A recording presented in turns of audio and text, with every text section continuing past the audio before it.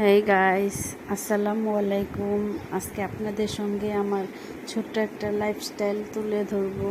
এই দেখেন, সকাল সকাল উঠে আমার বিছানা এলোমেলো হয়ে আছে। এই যে আমি এখন ক্লিন করে ফেললাম। তারপর কেমন লাগছে বলেন?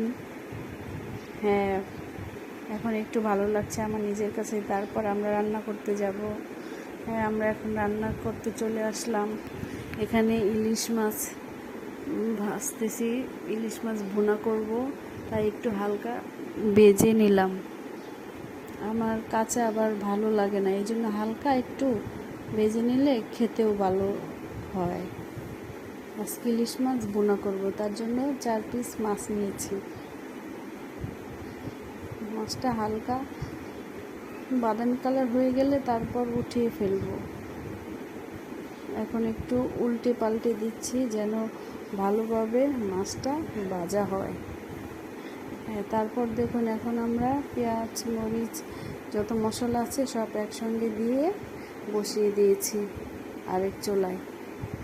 এখন বসানো হয়ে গেলে মরিচ পেঁয়াজ এগুলো একটু কষানো হয়ে গেলে তারপর উপর দিয়ে মাছ ছেড়ে দেব।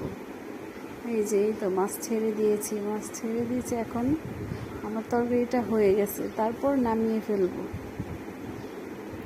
কেমন হয়েছে তরকারির কালারটা আমাকে জানাবেন প্লিজ। এখন আরেকটা তরকারি বসিয়ে দিলাম। এটা হচ্ছে আলুর দম। রুটি দিয়ে খাওয়ার জন্য আলুর দম রান্না করছি। রুটি দিয়ে সকালের নাস্তা। আলুর দম পেস্টটা ভুনা করে এখন আলু উপরে দিয়ে দিয়েছি। আলু উপরে দিয়ে এখন একটু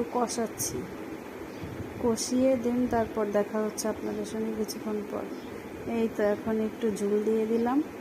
ঝোল দিয়ে নাড়াচাড়া করে তারপর নামিয়ে ফেলবো। তরকারিটা প্রায় খানিকটা হয়ে গেছে, আর একটু বাকি আছে, এখনই হয়ে যাবে। এই দেখেন, তরকারি অনেকটা ঝোল শুকিয়ে গেছে। হ্যাঁ, এখন একটু ঢাকনা দিয়ে ঢেকে দিলাম। এই দেখেন বন্ধুরা, আমার তরকারি হয়ে গেছে।